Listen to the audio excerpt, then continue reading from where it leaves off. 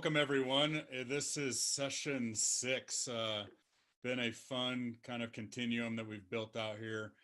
I consider these the 7 habits of highly effective dentists, kind of a tip of the hat to one of the late great mentors of mine, Stephen Covey, who taught me so much. Pretty certain I wouldn't even be a dentist. I'd probably be back in my hometown of Lexington, Nebraska, if it wasn't for Stephen Covey impacting me clear back in undergrad. This is really the art and science of how to have a high impact practice, a high impact life. The problem that I see when I talk to a lot of dentists is that they're achieving at certain levels. Their practice isn't quite what they wanted it to be, but they feel like they're carrying it all on their back and they're trying to be everything to everyone. Which is our servant heart. And there's nothing wrong with that. That's what I love about dentists, but we need to get a proper architecture so that we're becoming more so that we can have more. When we try and have more by doing more, it leads to exhaustion. It leads to broken and burnout dentists. And that's kind of that's my mission, is to help dentists get it all organized so that their life serves their work and their work serves their life. And all of that is really a quest to increase our influence. So I think this is a very important topic. Most dentists who are a little bit frustrated, or more than that, angry about the profession, it's usually because they haven't pressed on this lever enough, which is influence. The other thing I'll say about influence right off the top is that it's a position that we have to embrace as dentists. Most of what we do is really influence, but no one taught us that. And influence sometimes gets a bad word because we see people misuse influence in terms of manipulation, over treatment, not taking care of the patient in the way that they would a close family member, all that sort of stuff. It sounds cliche, but this influence has to be coupled with trust and integrity, and I'll build out that idea as I talk a little bit more about it today. I want to thank our participants who are on here live. Ashton, I saw someone else on here. Nathan, thank you for being here. It's a important topic early on in your career, and it's a continuum. It's a journey. If anyone tells me they've got practice management, influence, or leadership figured out, I immediately discredit them because human dynamics are so complex, and if you think you've learned it all, you're about to get humbled. So it's a journey. It's something that we can embrace. Again, it can be an exercise in frustration, but it also can be fun because there's no upper limit here. It's what allows us to keep expanding as the dentist and keep expanding our practice in any way that we want. Sometimes that's more money. Sometimes that's time freedom. Sometimes that's adding associates. Sometimes that's adding a new procedure to the mix. But that's all possible if you figure out this topic of influence. Continuum. First starts accountability, which is kind of the mindset of a practice isn't limited by its opportunity, it's limited by its leader. Clarity, accountability, influence, these all go hand in hand. And if I'm being really frank here, I think if we're going to have a really incredible career, we have to leverage these to build our influence. Because if we're tired, we're not going to be influential. If we're not courageous, we're not going to be influential. If we're not productive and role modeling the way, we're not going to be influential. But clarity is probably the most important piece here, because when I talk to dentists, a lot of times they're so angry and frustrated at their teams, but when I dig in deep, they haven't given them a target, a clear target. So this lady might be your office manager, this lady might be your dental assistant, this lady might be your hygienist. You haven't given her a clear target, and yet you expect her to hit it. And when she doesn't, you get frustrated. And so there's this big miscommunication. But when a team member knows what you stand for, knows why you exist, knows how you want to serve the patient, knows how you want to drive goodwill and case acceptance, and we're very clear about the targets, now we're all on the same page. It's a purpose-driven practice. And so a lot of leadership, a lot of influence is just getting clear about what the outcomes are.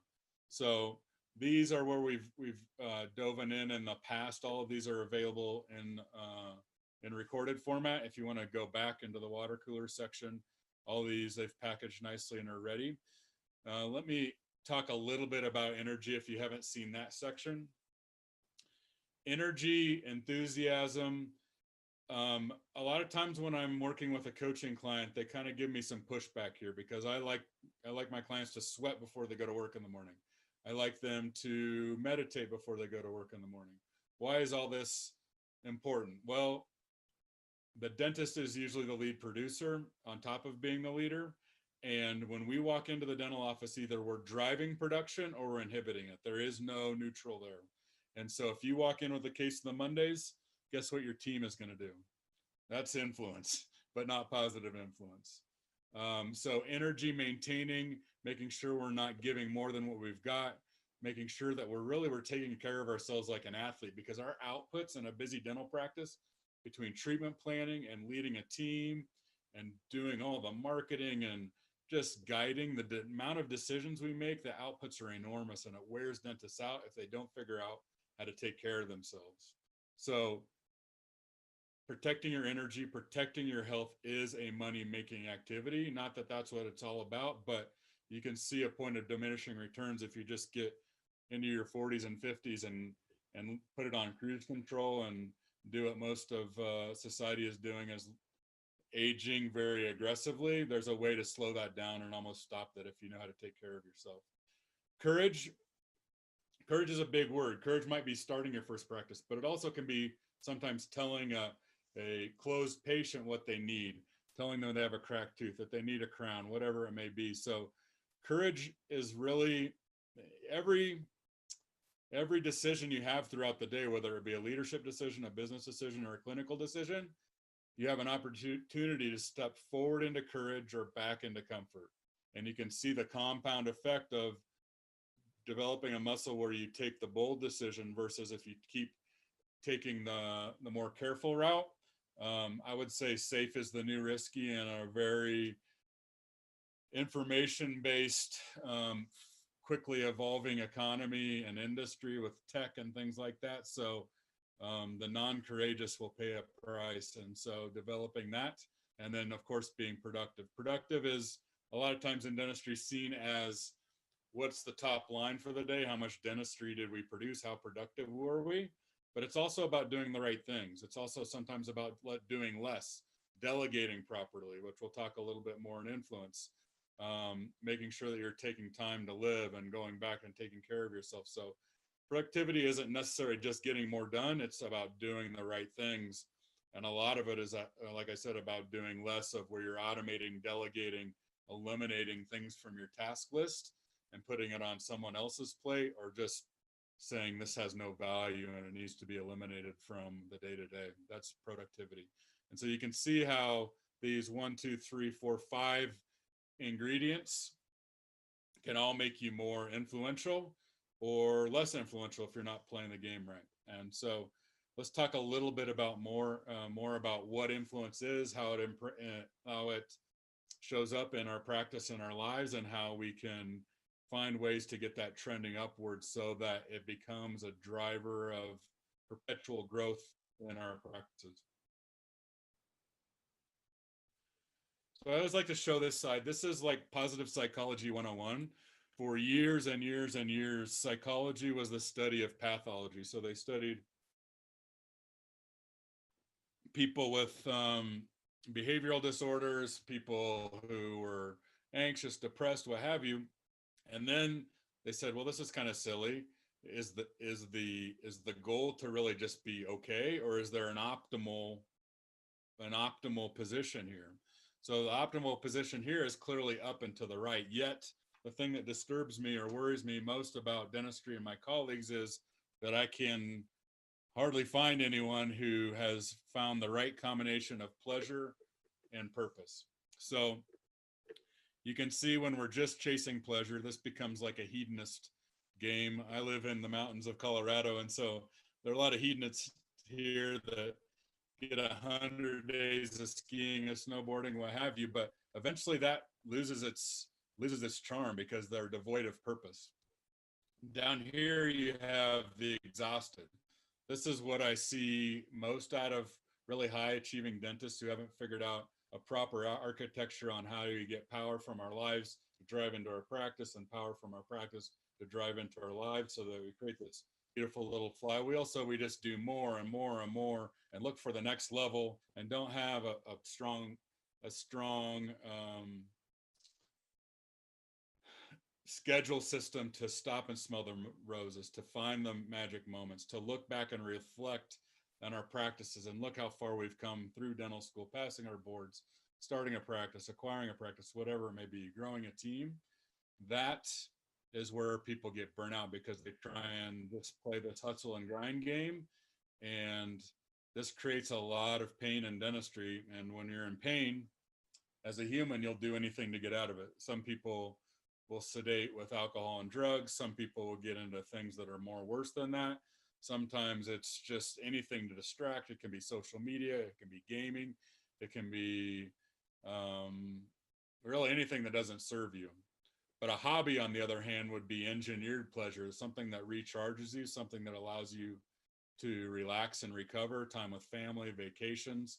So we want to find the right combination of pleasure and purpose and get up in here. And there's ways to engineer your practice so you actually enjoy the days. If you're on the treadmill and you're just trying to outrun your overhead, you're going to end up being exhausted. But if you schedule properly, align your team properly, know who you want to be a hero to in terms of patient care, what services you want to provide for them, and learn how to influence the patient, this is a very realistic outcome. But again, no one taught us how to do it. So if you struggle with that, it's not your fault. But there are resources that can help you. Emotionless, I'll just touch on that. Usually emotionless people are just kind of nihilists. They've just given up. And it's like, okay, this is just a hamster wheel. I'm going to get on it Monday. I'm going to get off it on Thursday. I'll live for the weekend, have a good time here and there. But your meaning is your life is really devoid of purpose and pleasure. These people have kind of just given up and are going through the motions. Clearly, we don't want to be in any quadrant for very long other than the up and right. And that's what these habits are designed to do. As you figure out where you are, all change begins with telling the truth. And a lot of that truth is, okay, this is where I am right now. On a scale from 1 to 10, energetically, I'm a 5. Scale from 1 to 10, from an influence standpoint, I'm a 4. Okay, so we're 4 on influence. How do we get to a 6? Unlocking those little things and getting things trending upward with all the things I've talked about today is what will allow a dentist a long-term career that gives them all the wealth that they want, all the purpose that they want, and doesn't break their back or create a lot of the discord that I see in dentistry. It all kind of goes back to the psychology of the game here. So a lot of what I've studied and what I present on influence comes from 2 great mentors. If you know my story, there were in my startup a lot of struggles. There were financial struggles, there were emotional struggles. My wife was medevac twice, and it just became this compound effect. I had a newborn, I had no money, and so I had to figure these things out to get out of that pit, to feel like I was thriving again, because there was a moment not too long ago that I was like, this cannot be how this game plays out forever. And from that moment where I drew a line in the sand saying, I'm going to figure this out. How do I get out of this pit? How do I have my best year every year? And I promised myself that if I figured that out, I would never stop climbing, for 1, and 2, help dentists figure out how to create the perfect practice life architecture so that they can have a very predictable best year every year confidence by playing this game of getting these habits trending upward. So all that to say, I wanted to learn from the best of the best. And this is Brendan Bouchard. If you've seen any of these webinars before, you know I always mention him because he's taught me how to be a coach. He's taught me the art of high performance, and he's considered the world's leading expert on high performance. If your first name is Usher or Oprah, this is the guy you call. If you're a Silicon Valley guy looking for, $1 billion sale, this is the guy you call when you're reaching the next level. And his stuff, that I love it because it's founded on science and research, not a lot of the fluff that I see kicked around and dentist practice management, and the personal development literature and the leadership literature. And so this is a quote from him on the topic of influence. He said, "People are influenced most by the people they trust, admire, believe care for them." So important in dentistry. You can go to a 2-day course, a 3-day course on case acceptance. A lot of them, they're wonderful tactics, but they're exactly that, tactics and strategies. I believe that it all has to be founded on trust. If your patient doesn't believe you, if your patient doesn't pick up on a vibe that you and your team have their best interests at heart, and that you'll spend as much time explaining what needs to be done, as well as things that don't need to be done, things that need to be done later, presenting all the risk, benefits, and alternatives, all the problems, consequences, and solutions, your practice won't grow nearly as fast as it could. And so this is something you can't fake. When I talk about clients going back to the original clarity piece, what's your mission? What's your vision? What are your values? It has to trigger some emotion, because we can't just do this long term for a paycheck. That gets old at a certain moment. And so we need to be purpose driven. And if that purpose isn't founded in goodwill and trust and rapport, you'll have team members bailing on you all the time. You'll have patient turnover that you don't really need. You really have to go in there. And sometimes it's tough. Early on in my practice, there were whole days that weren't scheduled, and you'd see a patient walk in with a big filling and have that debate. Do I tell them they need a crown, or do I tell them that they just need a repair on the filling or replacement of the resin? And you got to treat them the same when your schedule is empty as when it's full. And when you're paycheck to paycheck, or even worse than that, three credit cards maxed out with a newborn at home, it's hard to make those ethical decisions.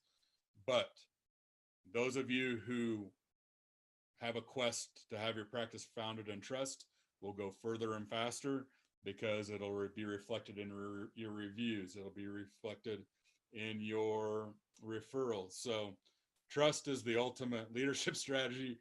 Trust is the ultimate marketing strategy, and you can't fake that. You got to walk the talk and be of high integrity. So when I talk about influence, again, so many times it gets wrapped up in this misuse of influence, which is manipulation. No, stay away from that. There's plenty of dentists that will do that, but stay connected to why you got into dentistry. And usually that's to serve, make an impact, control your own future. And the more that you're believable, the more that you're admired and respected and trusted, the easier that gets for you. And the ultimate reward is that you get to sleep well at night. So that's always my barometer. Did I sleep well tonight or last night? All right.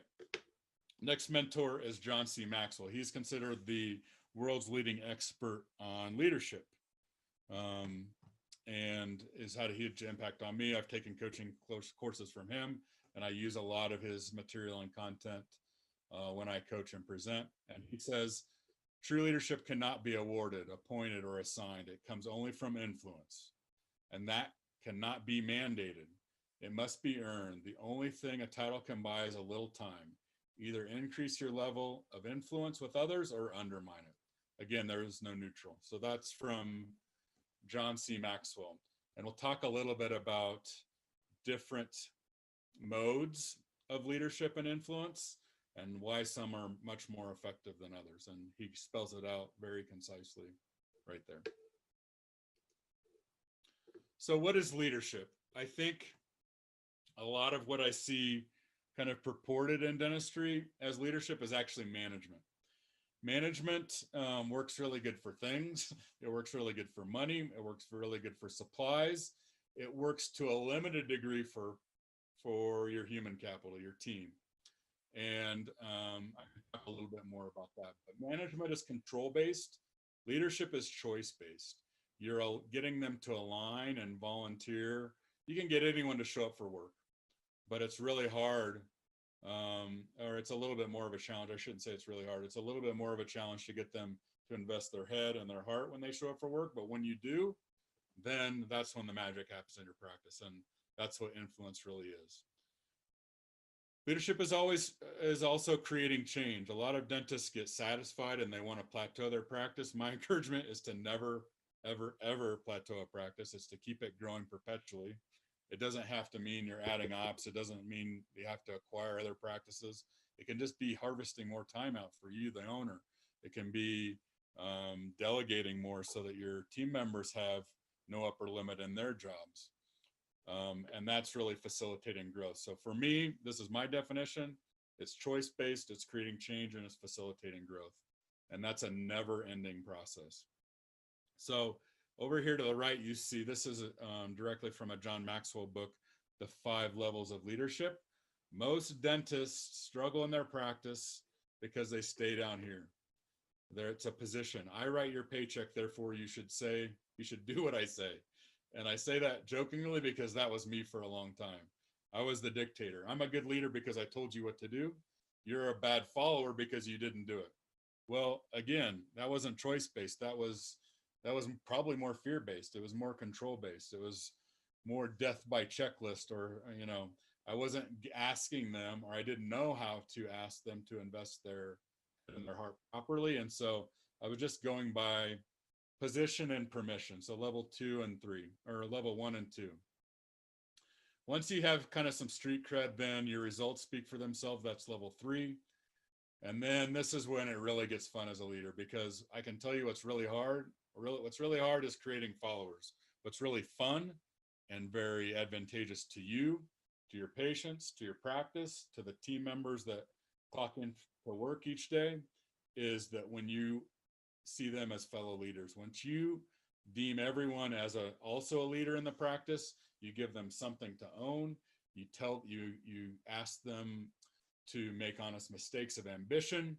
You get them to develop the processes that work best for them, and you coach them at higher and higher levels. That's when you have an unlimited ceiling in your practice. Down here, levels 1, 2, and 3, you're going to have employee turnover. Up here, you're going to start developing a lot of loyalty, and you get the best of them. It's a culture piece. It's something that if you have, say, 6 team members, 1 leaves, and you have 5 solid team members that understand the mission, understand the vision, understand the values, and are willing to defend the mission, adding that 6th team member is easy, because immediately the next person knows what you stand for.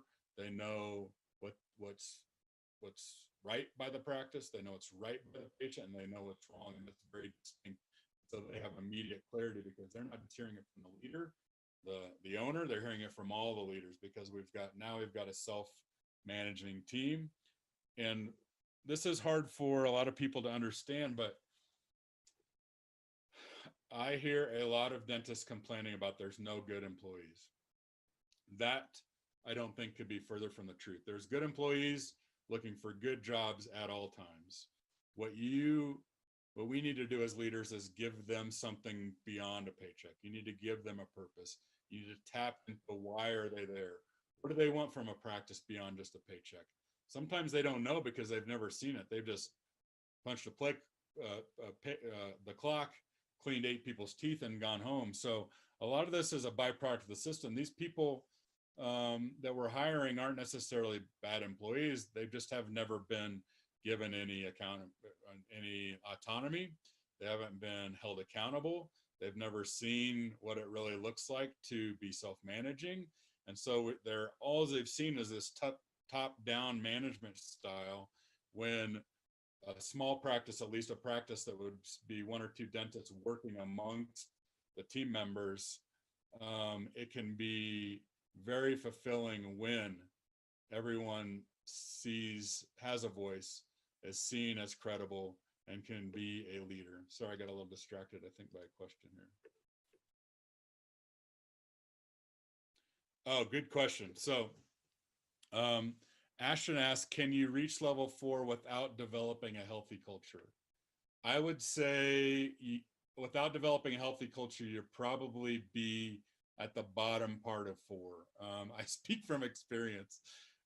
I've had most of my teams have had some bad eggs or cancers, or people who, just want to be contentious about the ownership, some people are just trained to hate their boss, quite frankly. And so um, I didn't really start defining and defending my culture until 3 or 4 years ago, but we were able to grow at such a pace. The team, I think, believed in me being able to call the shots and the shots producing the results. So I was probably, before I really started developing myself as a leader and developing the other teams of a leader, I was probably right in here because I was making sure that there was some profit sharing there. So when the practice did well, that they knew that the team would do well. But you're reaching your max without developing a healthy culture. And so if you want to streamline this process, right off the bat, you go into clear mission, clear vision, clear values.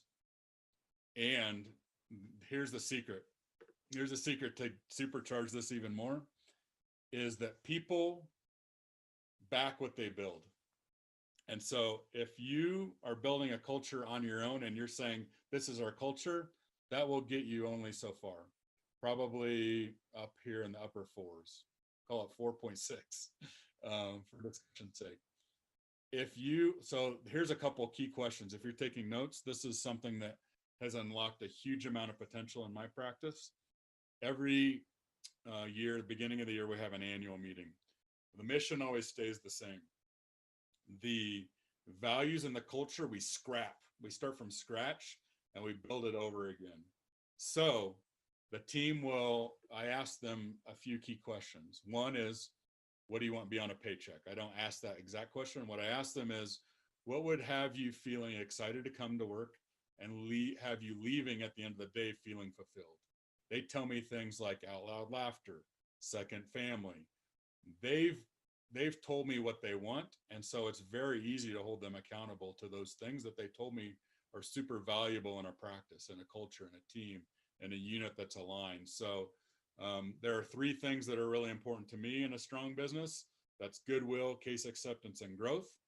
That's the mission for me. In fact, if you want our exact mission in my practice, it's our Vail Valley Dental Care. Its mission is to inspire. Vail Valley Dental Care mission is to build trusting friendships and inspire patients to a lifetime of healthy, beautiful smiles. So let me break that down. Build trusting friendships, goodwill. Inspire patients to healthy, beautiful smiles, case acceptance. We make it very simple. It doesn't have to be some slick sales system. It's all built on trust and goodwill. And if you get your people growing, if you get your goodwill growing, if you get your case acceptance growing over time, your practice will continue to have your best year every year. So great question, Ashton. Did I answer that for you? Is that all clear?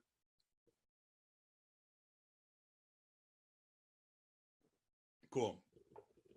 You can tell I get super passionate about that, and sometimes and sometimes in the enthusiasm, I'm not as clear as I need to be. So, any other questions about this? Let me know.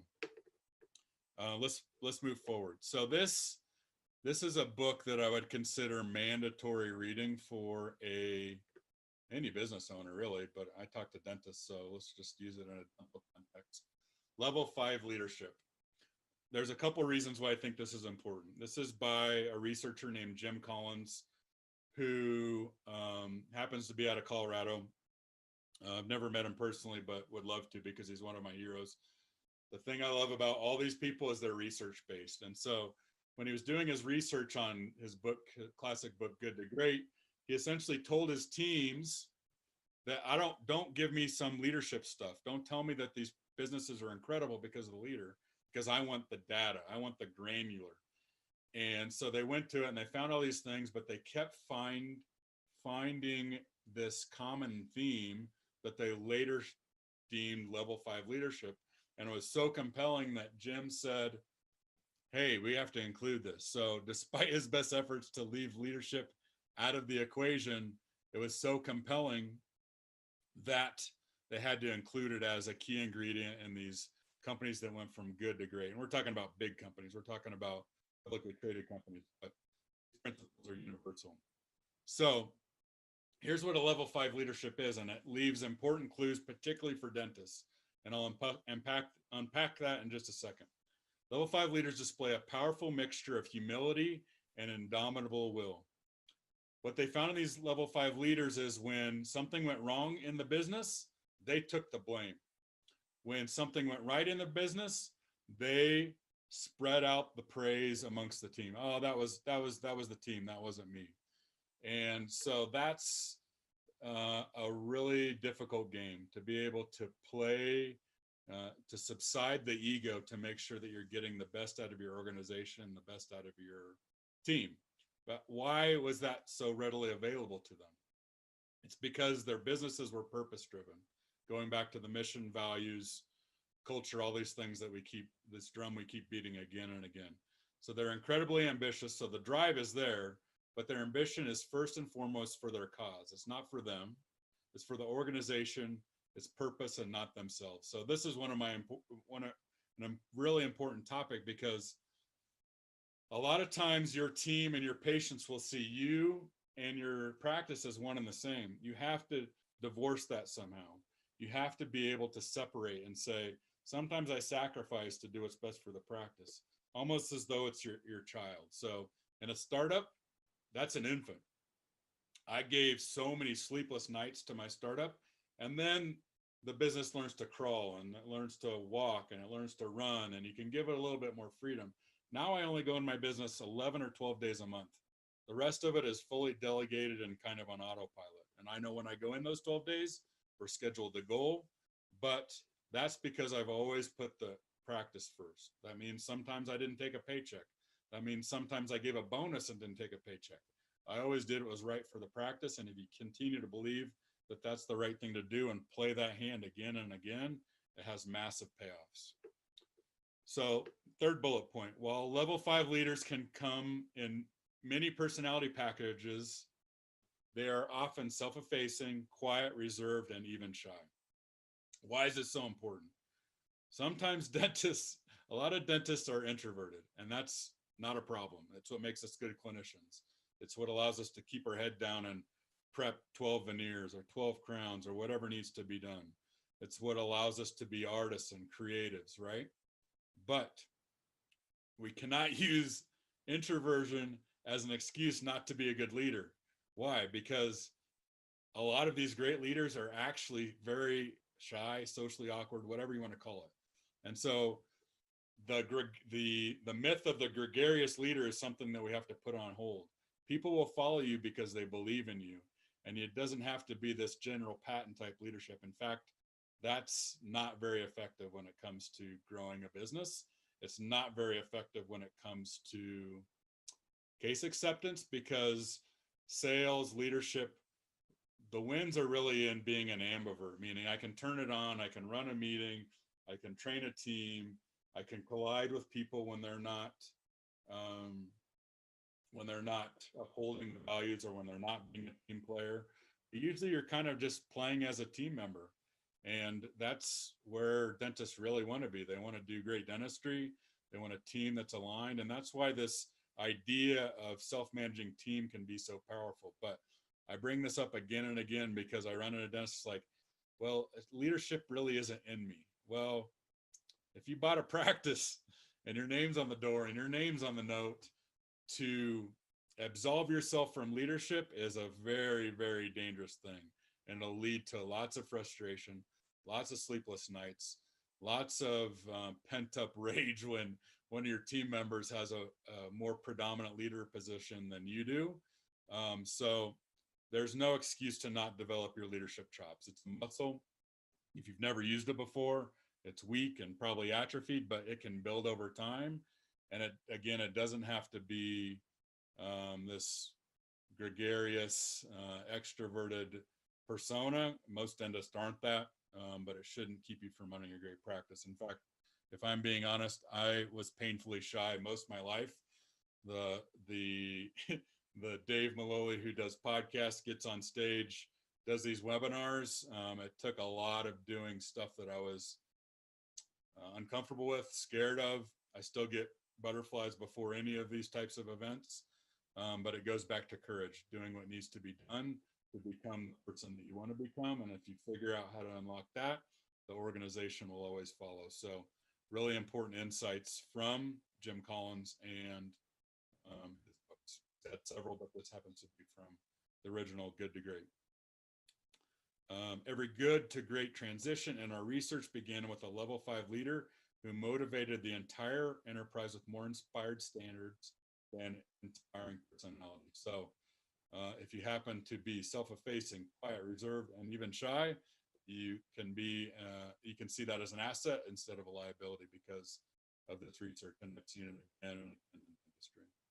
You just have to believe in the cause and believe in the practice and get other people to do the same.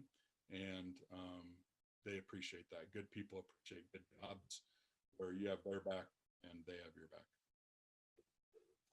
All right, so let's carry on to some strategies. So if we're going to be ultimately influential,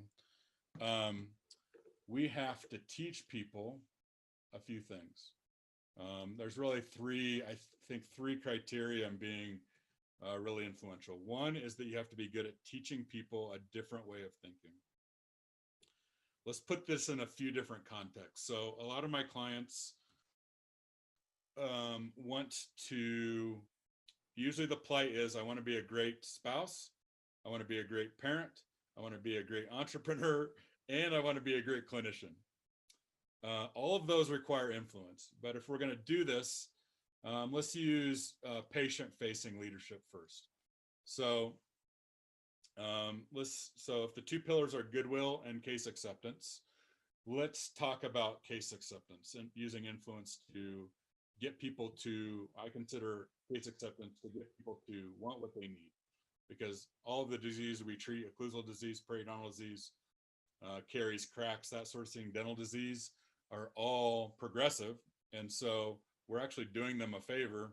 It's cheaper and less painful to do it earlier. So how do we get to do that without being feeling like a slimy salesman, right?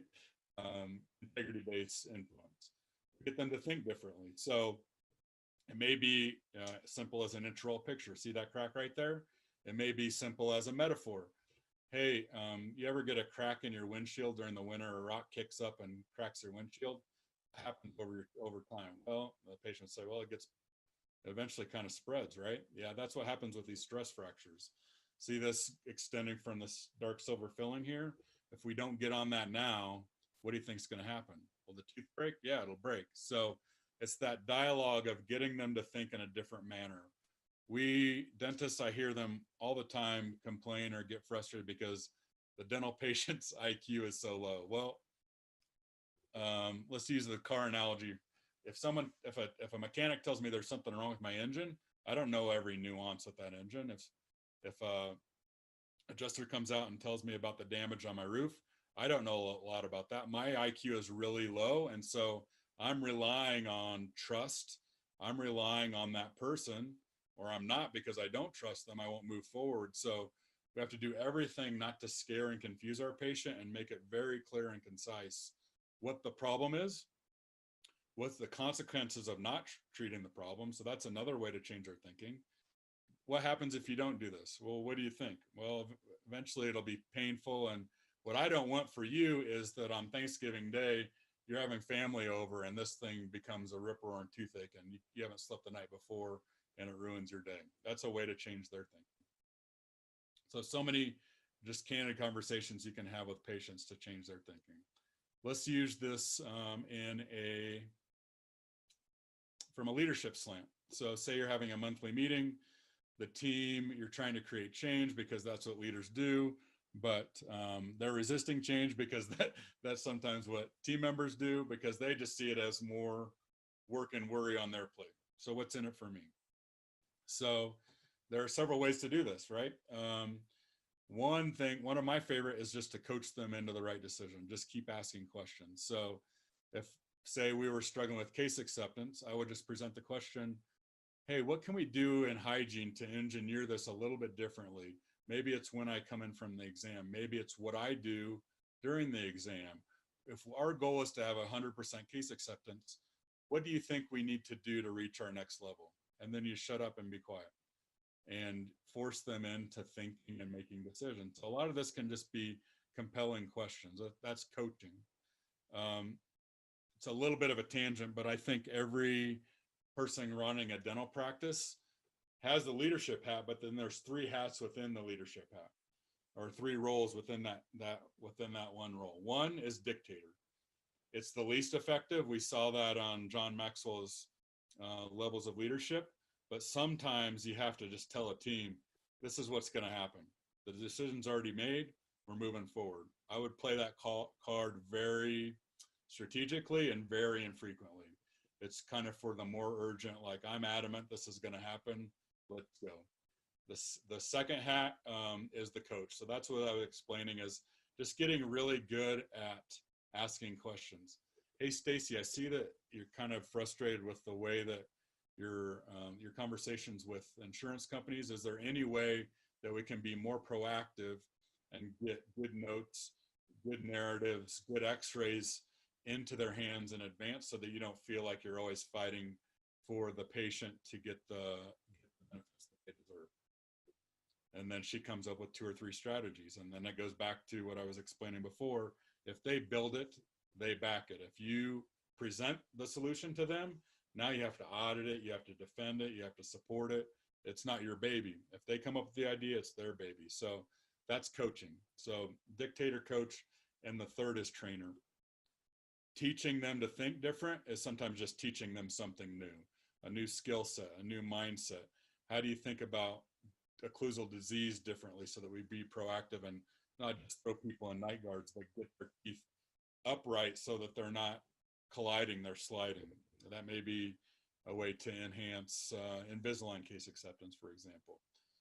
It can be clinical. I teach my team like crazy on leadership principles. I teach them straight out of John Maxwell books. And these are things that typically they're not reading on their own.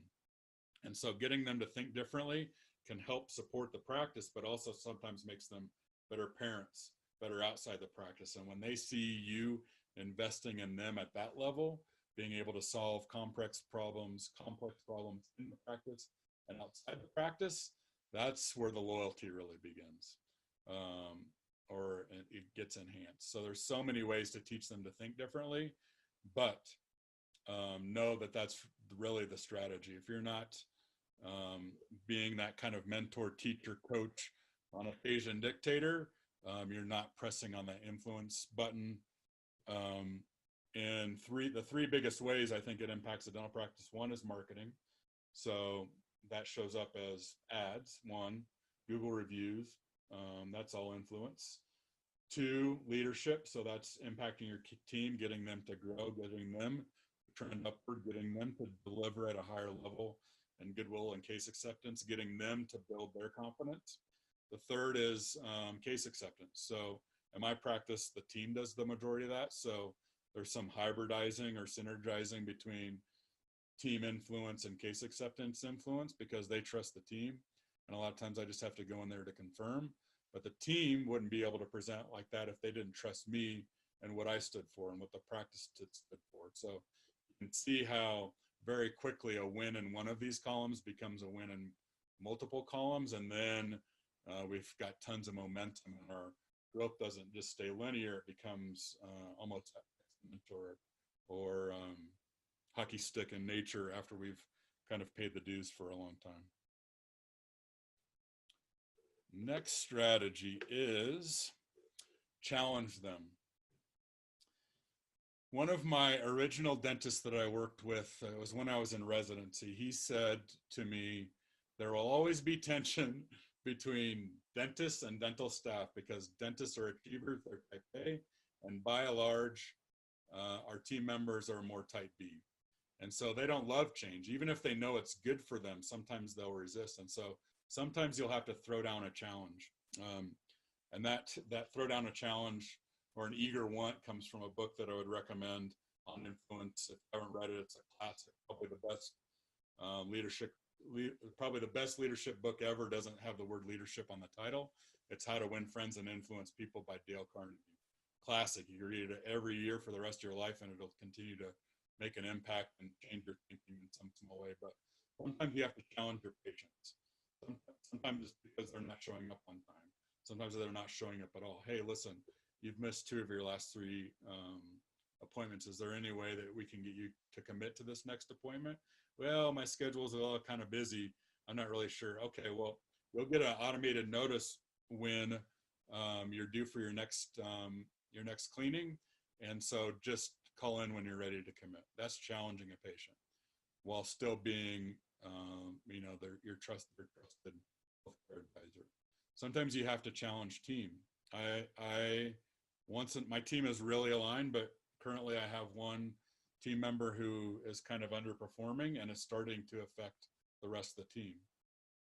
When I challenge that person, I can say, hey, listen, you're frustrating me, but it's really not about me. It's about subpar or inadequate patient care. It's about taking that load and putting it on someone else's plate, making it someone else's problem. It's just not carrying the weight of the team. And so if a team member isn't being an ideal team player, the ingredients are hungry, humble, and smart, it's really easy for me to coach them into the right decision by saying, hey, listen, it seems like you're kind of rushing through the prophies a little bit, and we're not delivering the ultimate kind of goodwill experience so that we can drive case acceptance. Is there anything we can do what do you think is the next level for you as far as goodwill and case acceptance? Just getting them right back on track. You don't have to be too overt in the challenge. There's a time and a place for that. Sometimes when a team member, you've done the verbal counseling, you've done the written counseling, it's looking like you might have to part paths and terminate them. Sometimes you have to say, listen, we've got 30 days to figure this out or else. That's, again, more of a dictator move. I prefer a coach move and getting them to decide what the right solution is for the problem. But if no one is challenging them, either peer-based or from you, the owner, sometimes they go sideways without even realizing it. It just becomes this kind of apathetic drift. If you don't correct it, it becomes who they are, and then sometimes it's too hard to get them back on track. So challenging them, colliding with them is an important influence strategy to get comfortable with.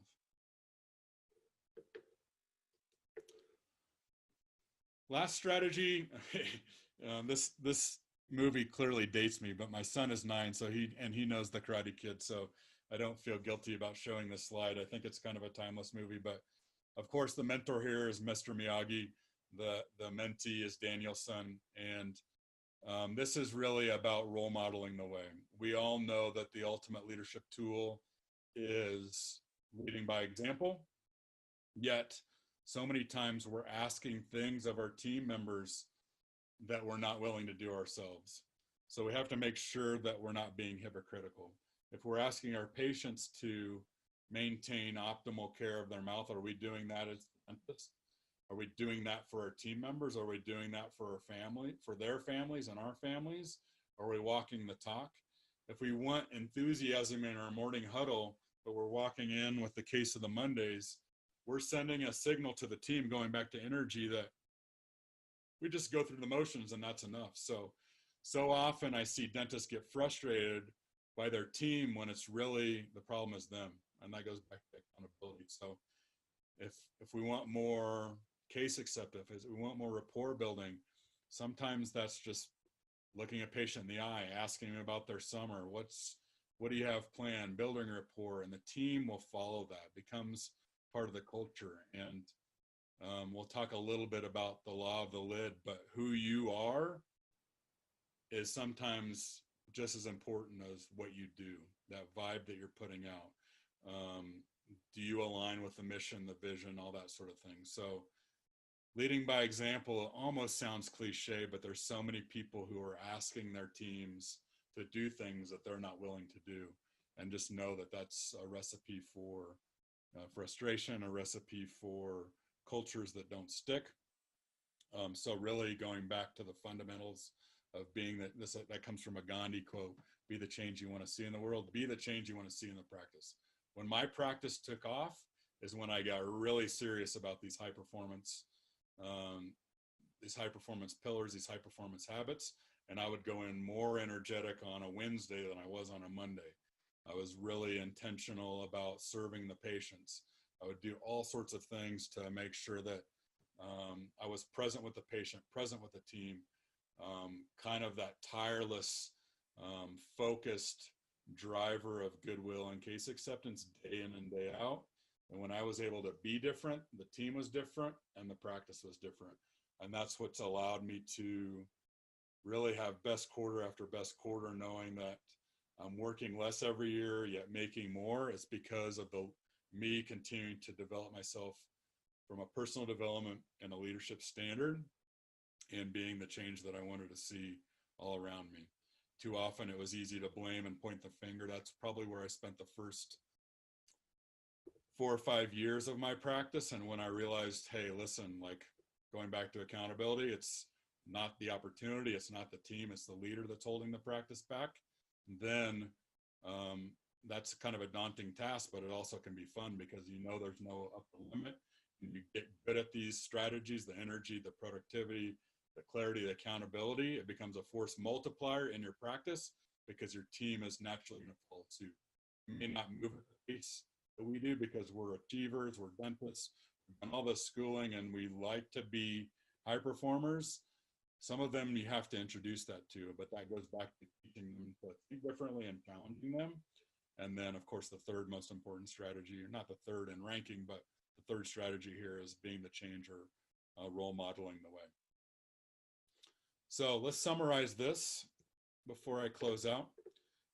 First is kind of the law of accountability. Your practice isn't limited by its opportunity, it's limited by its leader. That's a direct kind of descended into my mind from the law of the lid, which is directly from John Maxwell. He says, influence is the lid that determines a person's level of effectiveness. The lower an individual's ability to lead, the lower the lid on its potential. The higher individual's ability to lead, and I use influence and leadership as kind of synonymous here, the higher the lid on his potential or her potential. To give you an example, if your leadership rate's an 8, then your effectiveness can never be greater than a 7. If your leadership is only a 4, then your effectiveness will be no higher than 3. Your leadership ability, for better or worse, always determines your effectiveness and the potential to impact your organization. So often I talk to, I'll just call it a frustrated dentist, somebody who's dissatisfied with their practice, and they want the change to be increase clinical skill and prowess. Well, this is the reason why. You want a level 8 practice, but you're only a level 3 leader. It's an impossibility. You might get little inflections. You might have a good month, but that's because you've kind of grit and hustled and willed it into place. But if you're looking for a long-term strategy, it's increase your leadership skill and increase your ability to develop leaders within the practice. That's the game that there's no upper limit to, and that's where it gets fun, is because you can always find holes in the bucket in the practice, so ways to help your team members find another level. And it's a competitive advantage because there's not very many doctors that are willing to do that for their team members. And if they see that their growth is really important to you, your practice growth becomes a byproduct of your investment in your team. Sometimes that's financial, sometimes that's sending them off to training, sometimes that's getting them training, but more often it's just the day-to-day, the coaching moments, the stuff in the huddle, the monthly meetings. And it can be fun because it's a never-ending journey. Therefore, your practice never has to plateau. If your practice never plateaus, then the time and the money and the impact that you're able, the fulfillment that you're able to derive from that can always improve and get better. And that's the kind of growth curve I want to be on for the rest of my career, because I know next month we'll talk a bit about purpose, or quite a bit about purpose. People are the most fulfilled when they're serving and growing. And so I want an organization, I want my clients to have organizations that have no upper limit. Year after year, they're getting better and better and better, because now we can serve at greater capacities and we're growing. That's when people are feeling happy.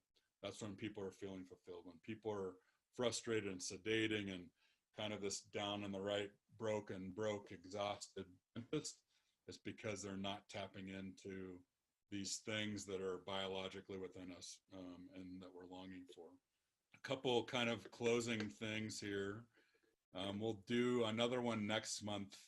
I think it's tentatively or currently slated for June 7th, but I'm gonna have to change that date. I have another speaking engagement at the Colorado Dental Association that day. But tune into that next one because that's the final one, and I'm gonna kind of put a bow on the whole thing. We're gonna talk. It's called necessity, and the topic essentially is how do we turn our shoulds into musts, but it becomes purpose driven. And I'm gonna show a whole architecture, what I call the power pyramid, and how all of these principles tie together so that you can have your best year every year. So make sure you tune in June. There's a prize to be had for those of you that are tuning in live and reviewing, giving feedback, and so forth.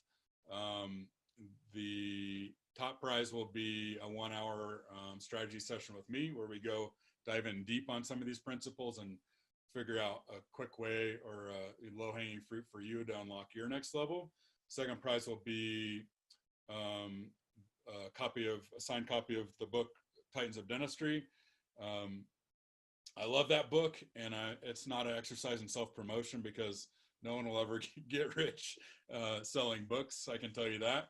But most of it was written not by me, it's by people that I respected, that give powerful insights on these concepts, particularly influence, and how they had an incredible career. Whether you want lots of practices, whether you want one lifestyle practice, the ideas and ingredients are in that book. As always, I'd like to thank Lila, Naren, everyone from Equa Marketing who put a lot of time and energy to putting this all together.